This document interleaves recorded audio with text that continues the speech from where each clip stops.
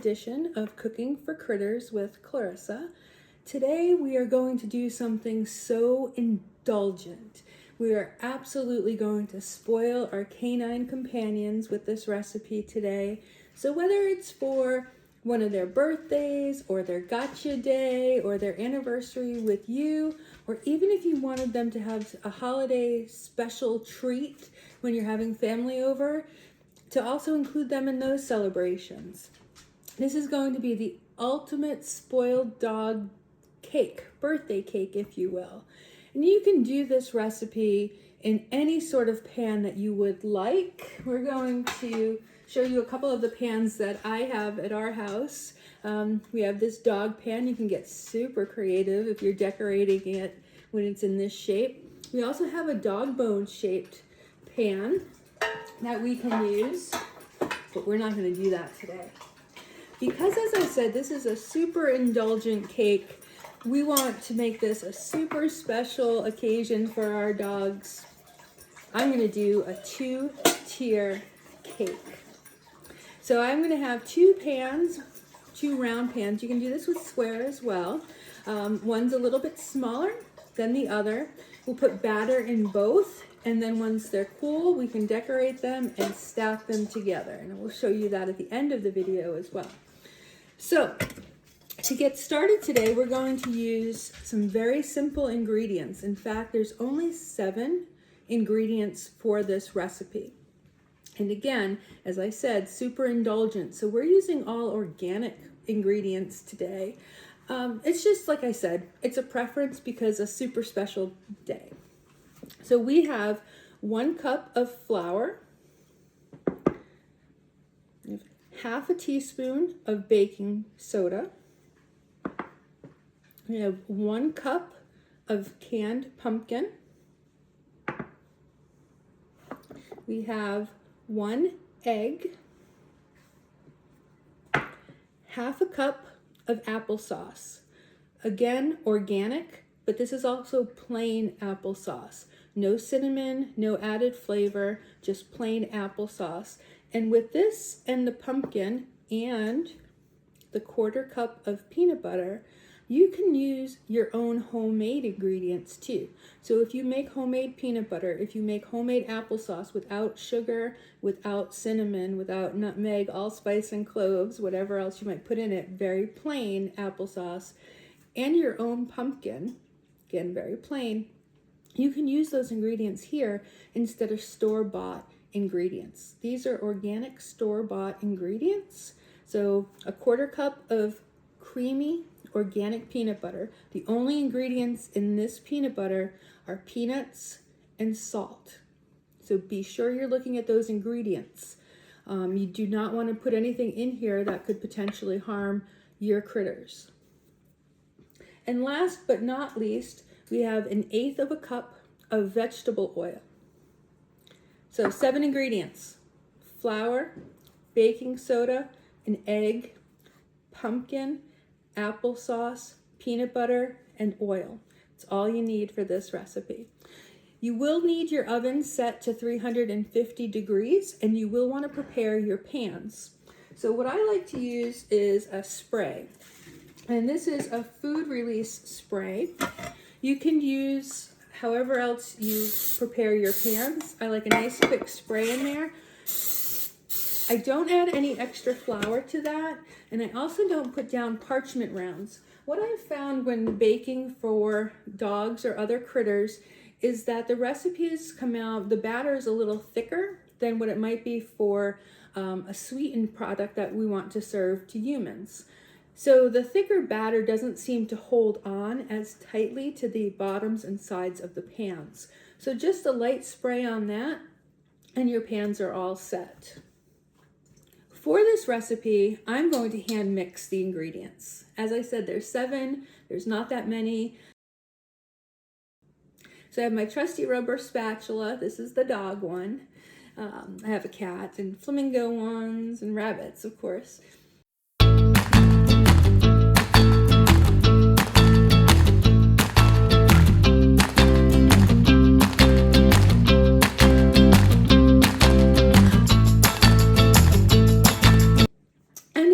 a Now, the bowl, this is a nice tip that I ended up getting.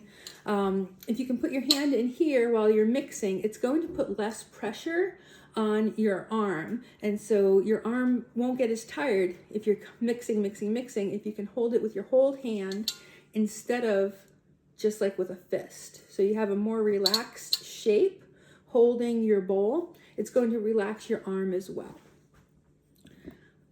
So for this, we're just going to dump in the dry ingredients. That's the flour and the baking soda right there. And we'll give that a nice mix just to make sure that the baking soda is integrated with the flour. We'll put in the egg,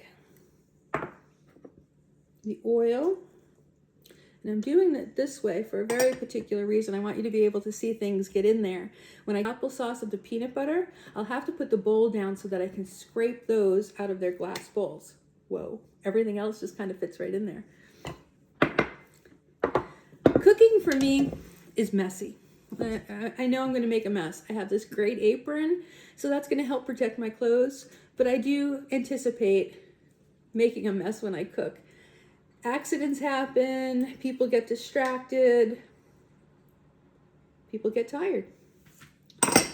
There's the applesauce, and lastly, I'm going to put the peanut butter in here. Another thing I've learned from cooking is I give this a stir.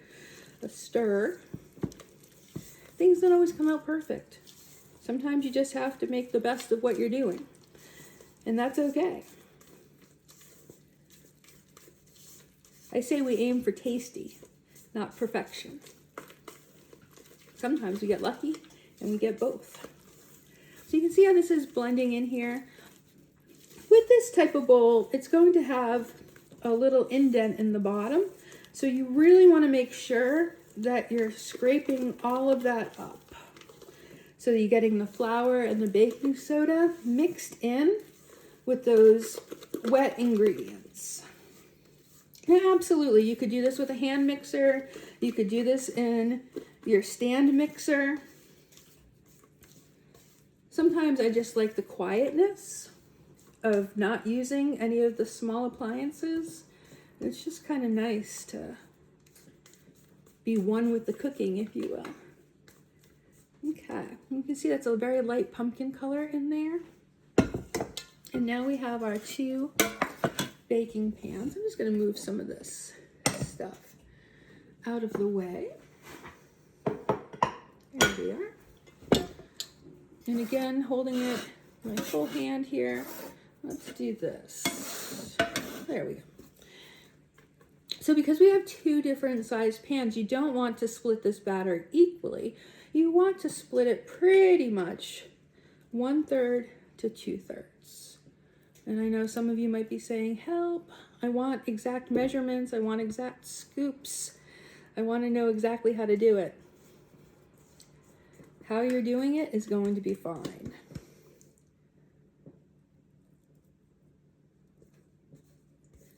Think about the thought behind what you're doing and why you're doing it. When I cook or bake for someone, they're pretty special in my life.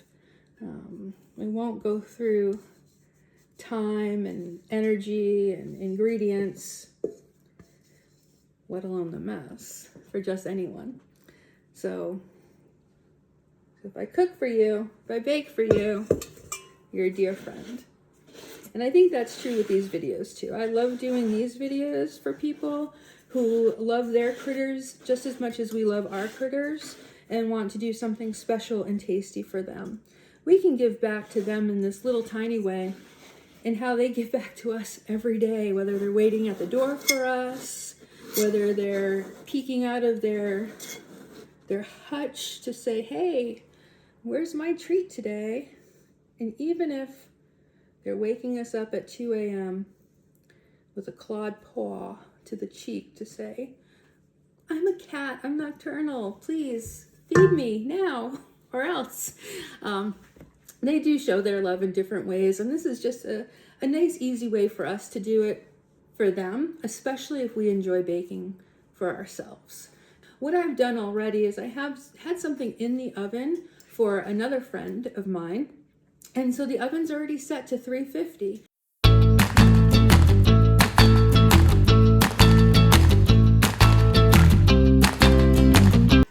Here's another great tip. We're making a cake. Why do I need a cookie sheet? I'll show you. The cookie sheets are awesome to be able to hold your pans, your cake pans. Instead of putting them in one at a time, you can put the cookie sheet in nice and easy. It makes it easier to turn the pans if they're just on the cookie sheet when they're in the oven as well. So you don't have to turn each individual cake pan. The other thing that it's really helpful for, you don't have to keep your oven door open as long. And it's easy to do one hand. So I'm going to pop these into the 350-degree oven on the lower shelf. I'm going to bake that for about 25 minutes. I'll check it without opening the door, but with the oven light on, about every 5 minutes, just to make sure that it's behaving the way that I want it to, which includes browning up a little bit and rising a little bit. So keep that in for 20 to 25 minutes. You can also use a toothpick to make sure that the toothpick comes out clean to show that the cakes are done. 350 degrees, 20 to 25 minutes. We'll see you then. So you know how much time I need to cook what the foods that are being introduced to pets, companion animals when I cook. So today I wanted to try a little test with our dog's food. And our dog's kibble is a combination of 2 different types of Nature's Recipe kibble. And so normally he will get a half a cup in the morning, a half a scoop at lunch, and a half a cup, maybe 3/4 of a cup at dinner. And we put some water in there to make it a gravy, just to give him a little bit of a different texture with his food. And sometimes we put a little bit of banana applesauce or organic peanut butter in there for him. Many of us might be able to eat the same foods every night. I know a certain somebody who could eat pizza for breakfast, lunch, and dinner for the rest of his life. But I like to spice things up a little bit with variety. So here's our test. You're gonna see if we can make some sort of a flour with this kibble today. So I have the Vitamix or blender here. You might also want to use a food processor, whatever has a lot of power, because remember, this is dry kibble. Pop that in, put the cover on, and it is just half a cup, and that's the dog that you can hear. You want to come and make a special visit, a cameo? Hi, it's your food going in the blender. I like to start at 5. The Vitamix goes up to 10, so start at a medium, and we'll see how this goes.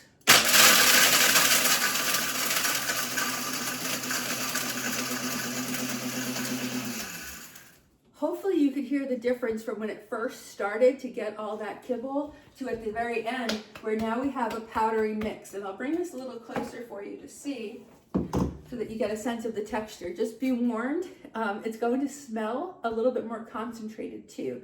So when you open the regular container of your companion animal's food, you'll get a certain smell. It's going to be about 10 times that smell because it's broken down all those big pieces of kibble into very fine powdery mix here. And this is going to be great to serve as a base for some of your recipes for cookies. You can even sprinkle a little bit of this on top of their food, especially if you give them wet food, because it's just going to be a slightly different texture. So this almost looks like crushed up graham crackers that you might use for a cheesecake crust. Now I'm getting hungry. So we'll put this aside and we'll use this in some future recipes. So I try to make these videos as useful and handy, helpful and doable as possible. So I'm going to try something I don't usually do. I'm going to pull these cakes out about halfway through so you can see where they should be at. This is about 12 minutes in, but I wanted you to get a sense for what these cakes should look like at this point in the bake. Okay, so here's our small one. You can see it rose quite a bit. I have a toothpick, as I mentioned earlier in the video. I'm going to stuff that in there. And it comes out fairly clean. It's a little wet, I'm going to turn that toothpick over and use this one. And if you can see that, it's getting a little firm. So it's not going to be one of those super fluffy cakes that we have a lot of sugar and the butter in that we usually eat. It's going to be a little denser. And that's exactly what we want. We want this to be a dense, rich cake. Again, we're spoiling our canines today with that. I put those back in. I'll probably leave them in for another 10 minutes. When it didn't spring back as much as I wanted to, and I'm still getting that really dense bit, I wanted to cook a little bit more. I'm afraid if I take it out now, it might be raw. And while these ingredients are fine to eat raw, that's not the purpose of what we're doing today. We're making a really rich, baked cake for our critters. So we'll leave that in a little bit longer and we'll check in another 5 to 10 minutes. Okay, we're gonna check this cake again. Should be our last time. It's been about 27 minutes. So the cakes should be ready to go. All right. And one thing I can notice right away is the color. This is a little lighter now than when we originally put it in, which means it's a little bit cooked. And as you put the toothpick in, check for that resistance too. Are you feeling a little bit more firmness as the toothpick goes into the cake? Right about there, I can feel that the bottom of the cake is cooked.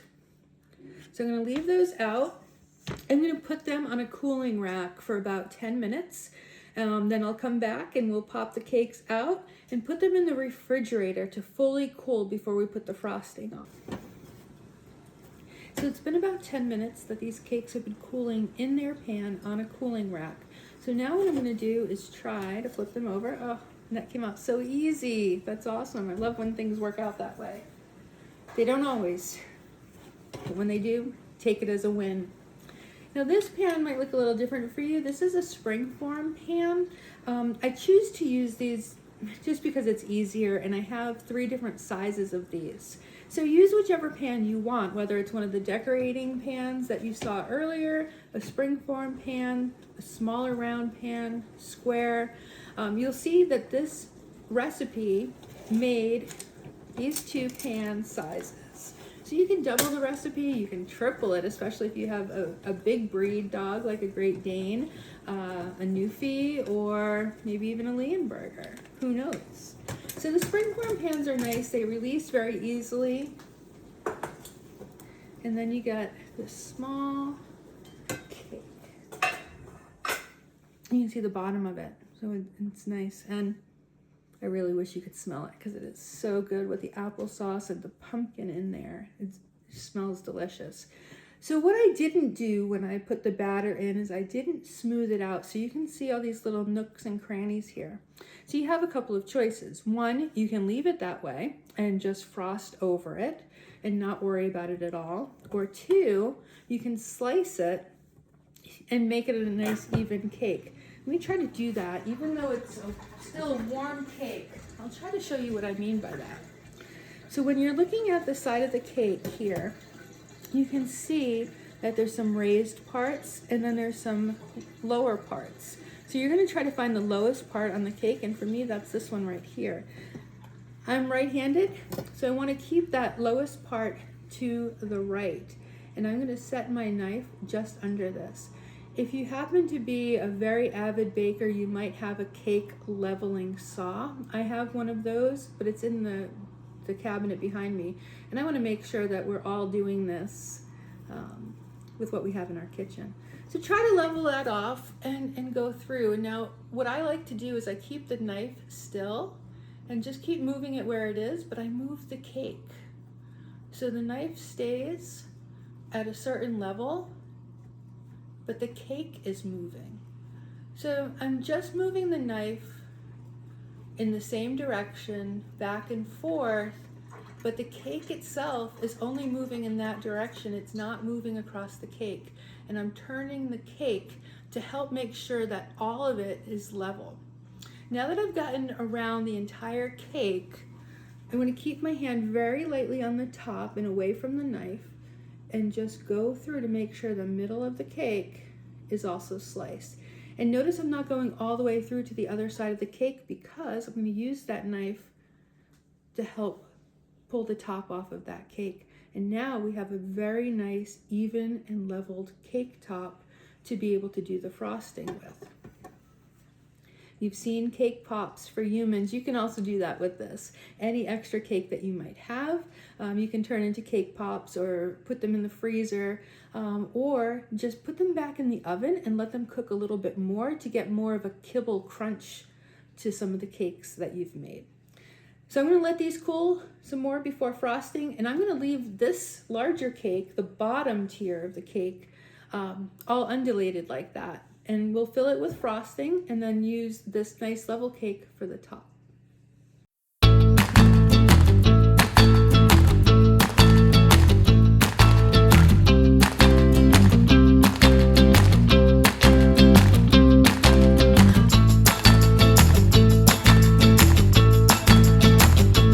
I'm going to make a little frosting for this cake. Super indulgent, superior, delicious, decadent, showstopper dog cake that we're trying to make today. So of course it has to have a frosting. Now, human frostings are of course typically used with butter, whether it's dairy butter or vegan butter, a lot of confectioners or powdered sugar, so very sweet, which is not ideal, not even good for our canine companions. So what I have today is a very simple 2-ingredient frosting that we'll use to decorate this cake, in addition to some dog cookies too. We'll get there. Okay. So here is half a cup of organic Greek yogurt. Remember, we're going for that decadent, spoiling kind of birthday cake today. And more of the organic peanut butter. This is a 1/4 cup of the natural organic peanut butter, only peanuts and salt in that. Make sure you're reading those ingredients. And half a cup of the organic Greek yogurt. And we're going to blend those together.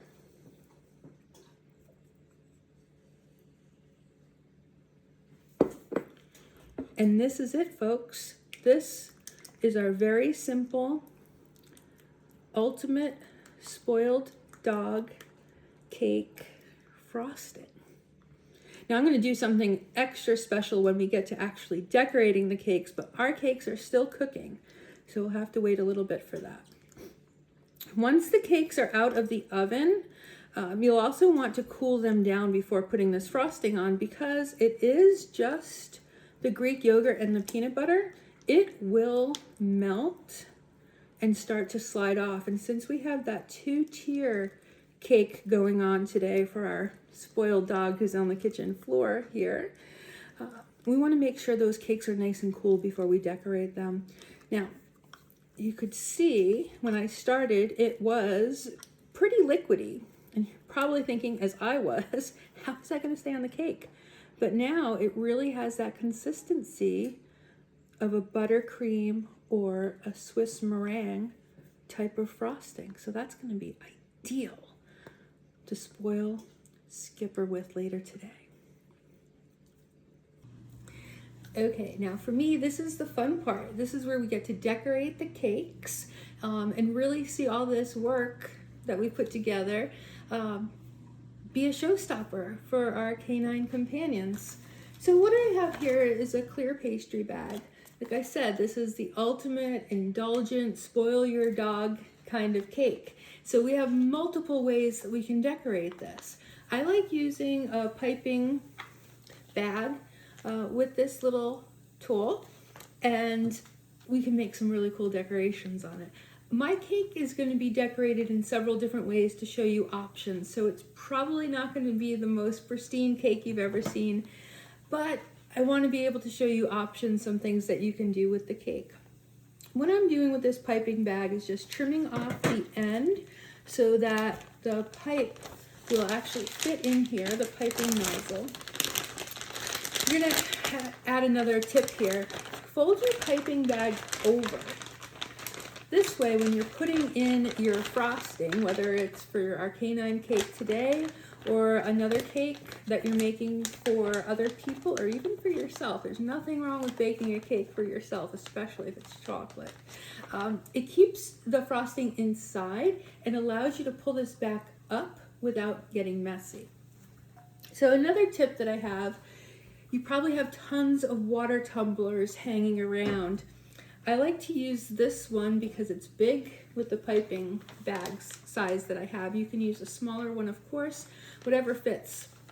So I put the little tip in there and make sure it's pulled out and down around the plastic. You may have to go back in and cut the piping bag a little bit more. It's always best to have to cut more than to throw it out and get another bag. You don't want to waste that.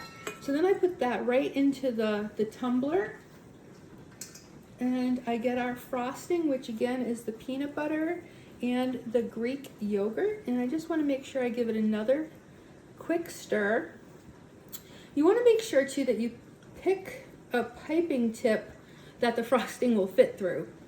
Sadly, I've done that before. I've taken all this care to make frosting and to find a tip that I want to use for the design that I want, and then the frosting is too thick to fit through.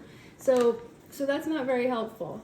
So make sure that you have the right size tip for the consistency of your frosting. As I said, we try for tasty, not perfection.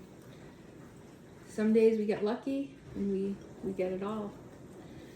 Some days we just hope to be nourished. And when it's in there, you just clean your rubber spatula off. And also, if you're like me, you have a lot of deliveries. We live in the middle of the woods and not so close to the local stores where we can get what we need.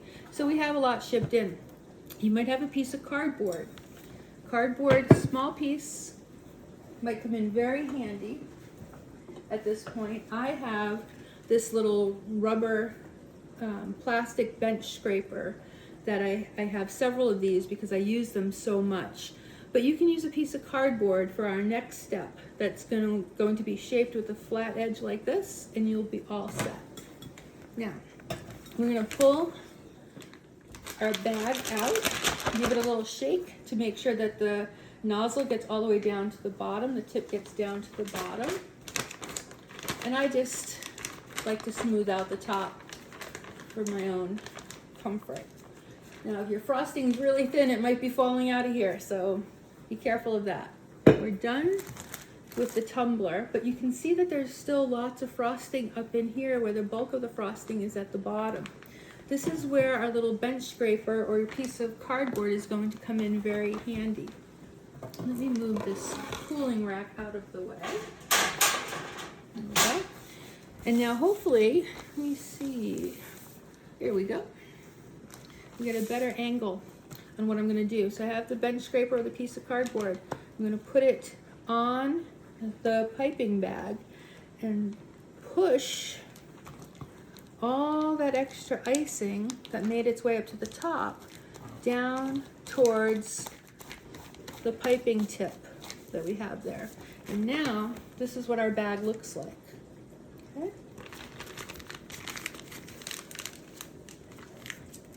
Bringing your hand down to the top of the frosting or the icing.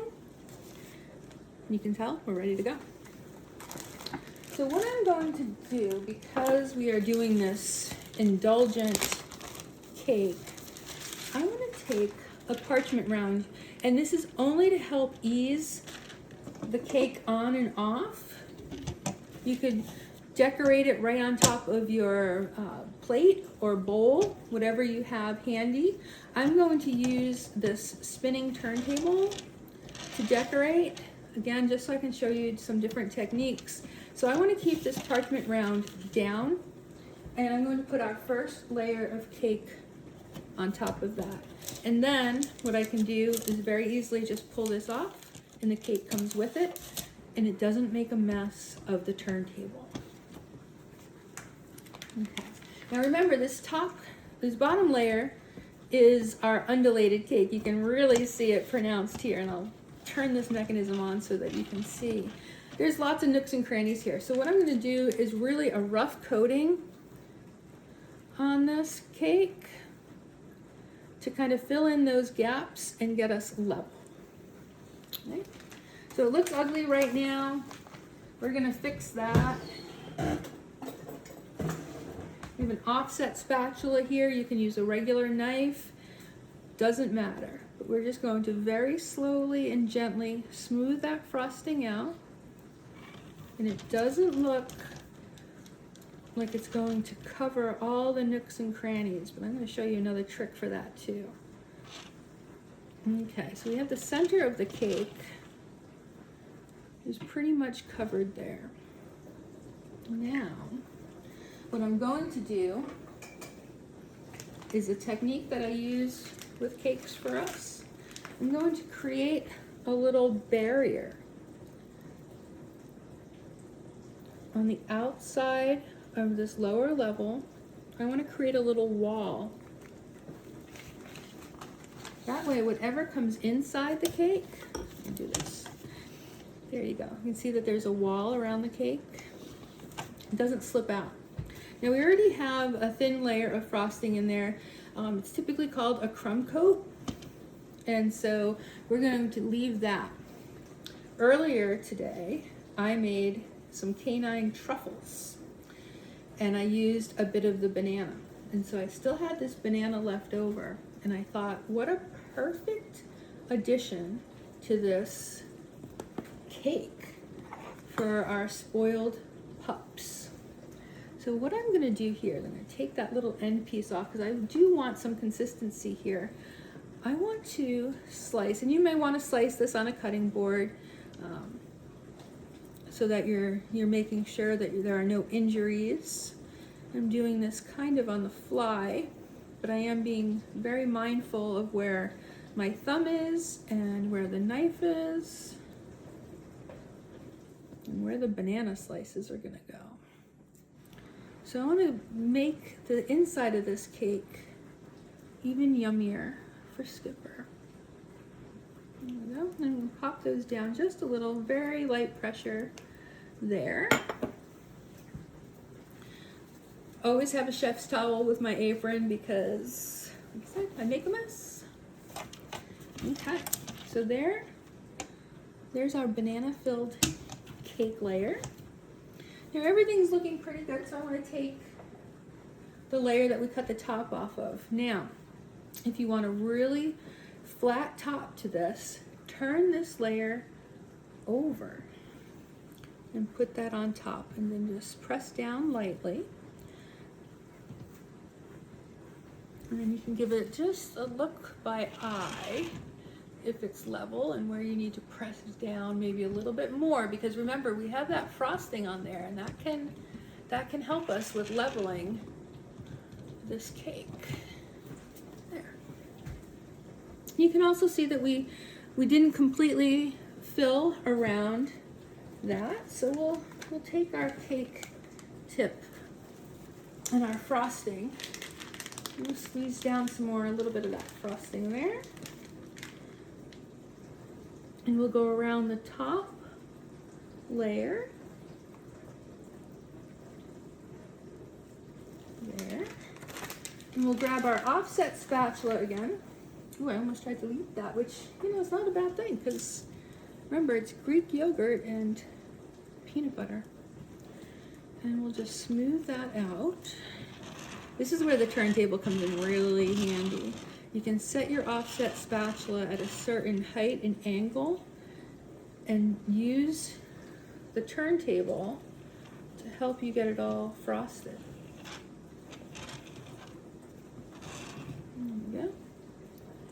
So what I really want to accomplish here is to get a crumb coat on the entire cake. And you can see both our top layer and our lower level sides are still without frosting. So we have to fix that. So what we'll end up doing, we don't have that much icing left or frosting left. So you may want to make more, which again is super easy with just the peanut butter and the yogurt. Or you might just want to space out your decorations a little differently. This bag, as you can tell, is a little bit big. And so I'm going to cut off some of it to make it a little bit more handleable while I'm working the decorations on this cake. Okay. Now I'm gonna go to the middle and just get another quick layer of icing in there. And then I'm going to use my offset spatula to spread that around. And I think we're gonna have enough because we have some pretty cool decorations that we're gonna do. So I'm taking my offset spatula and I'm moving it to this angle so that I can go in and smooth out that frosting. Now, the sides are going to be covered, so I'm not so worried about it looking perfect, but if you are, you may need to add some more frosting. And remember, we have all of this left here as well. So you can get that onto the spatula and back onto your cake. And I'm going down to the lower level and I'm going to try to take some of that well barrier that we made and just scoop that down. And we're probably not going to need to do it all the way around. We'll see when we get there. But the turntable is fabulous for doing this. It's really helping out. It gives you the hands free to be able to move around your spatula without having to worry about the cake falling off or shifting. And go around again on the top layer and make sure that's all nicely sealed and has frosting on it. There's a banana piece sticking out here. It's giving me a little bit of grief, so what I'm gonna do is just add some more frosting to the top here and then bring that extra frosting down over the banana. Now, it may seem very repetitive, and it is, and that's good because then you get a chance to really see how your cake is coming out and what changes you want to make for the next time, or what strategies have been working out really great for you. Now, I've been spinning it around clockwise. And sometimes when you have a cake that has some bumps and grooves in it, you may want to spin it around the other way and get a sense for filling in all of those nooks and crannies that are in your cake just normally. Now what you can see here is some of the frosting is coming up. So I'm going to put the offset spatula at the top to just try to even that out and get a nice leveled tier in the cake. I'm probably going a little overboard, to be honest with you. I'm going to spin this around the other way to make sure that we're all getting all that cake covered. But I want to make sure that you're seeing the actual process and not that it's an easy 5-minute decorating job. There's a lot of time and energy that goes into decorating a cake. Sometimes we just see the finished products and we can't get there because I don't know about any of you, but for me, I'm pretty impatient. And baking is really where I can let my creative side come out and do fun things, but not feel stressed about it. I don't feel as though I need to get things done for a certain time. I can let the mixer go for 5 minutes instead of what I think should only be 30 seconds because that's what it was on TV. So it really does help for me to chill out a little when I'm baking and decorating. And so I want you to know, take your time with it. You can make it as perfect as you want, as imperfect as you want, because you know what? It's going to get eaten in the long run. And they're gonna love it. And you'll have some great pictures to put on your socials. Okay, I think I'm actually gonna just smooth this top out on this layer again, and I'm gonna call it good. thanks for sticking with me, folks. I know this is probably going to be a longer video than usual, but again, we want to make this a nice special treat for our canine companions. Okay.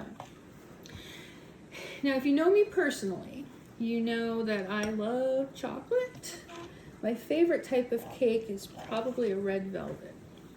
And the red velvet cake, I tell you this because I did something fun today. I made some canine truffles today with that part of the banana that's in the middle of this cake with some peanut butter, and I ground up some of Skipper's kibble. This is 2 different types of Nature's Recipe kibble that he gets as his regular food. And so I put this in the blender, and I got it down to almost this graham cracker-like consistency. And red velvet sometimes has the coating around the edge of the lower level. That's the red crumbs from the cake that's inside. When they went to go level it, they had that extra piece of cake like we do right here. So you can take this and you can crumble it up and you can use it on the outside of the cake that we're making for them. Or you can take some of their kibble and you can sprinkle it on top. Or you can take your offset spatula again, lay it down flat, you see right there, put some of the kibble on it, and then real quick, hold your cake, your parchment paper down, and then flip the spatula up and press firmly and wiggle just a little bit, and there you go. You have some of the kibble lining. And so we'll show you that again. So again, the offset spatula, some of the kibble there, you're holding it down, you're raising that offset spatula up very quickly, pressing that kibble into the cake. And there we go. And you can do this all the way around the cake if you want. Okay? So that's one way to be able to decorate it. Another thing to be able to do, especially great if you have young children around, your children or your grandchildren, nieces and nephews, you can take some of the treats that the dogs normally get and you can use them to decorate your cake as well.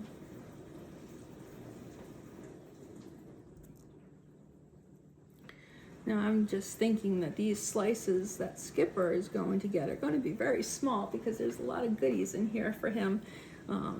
Although I'm sure he would love to eat the entire cake, I'm now thinking that this might have to go in the freezer for a little while.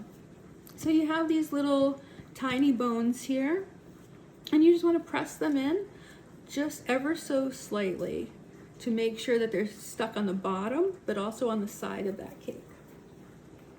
Now remember earlier I said I'm going to decorate the cake a little differently here and there, just so that you get a sense of what you are able to do with the cake. These are just his regular bones that he gets for treats, and normally I'll break them into 3 pieces and he'll get them that way. But if you break them into 2, you can even stack them this way and have this fun little pattern around the cake. And again, you want to press those in and down slightly. And what I did here is I've sprinkled some of the kibble on the top, so I'm going to sprinkle some more.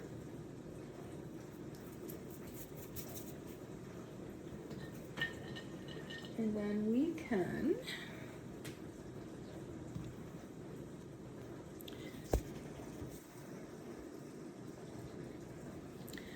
decorate these up with commercially bought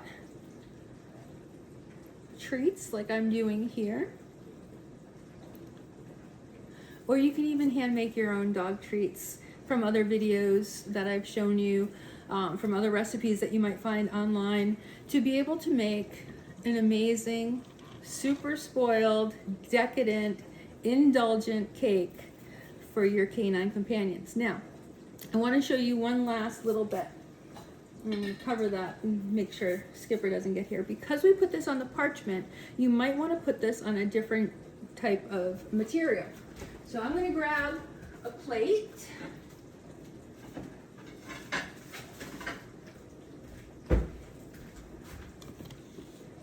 And this is just one of our regular dining plates. Nothing special about it. We'll move some of this material out of our way. Kitchen is never big enough, is it? All right, and let's get this a little lower. Okay. So remember I said that we had that parchment paper there to kind of make it easy for us to be able to move this cake around. You can take your offset spatula and go underneath the cake. Between the cake and the parchment, and you can pull the parchment aside, put that spatula back underneath there, and just slip the parchment paper out of the way. And you'll notice that the top of the bones did fall from the decoration. I didn't push them in there very hard. But we can very easily get that back. Because we all know they're not going to stay there that long. So here you have it. Decorate it any way you want. This is a super decadent, indulgent, ultimate spoiled dog canine cake. Thanks for sticking with me, folks. I know this was a long one, but this was a special one. Have a great rest of your day. Let me know if you try this. Put your pictures up and let me see how you all did, and especially how your canine companions loved your dedication to them, your love to them, and how well you're taking care of everybody. Thanks for joining me on Cooking for Critters with Clarissa. Bon appetit.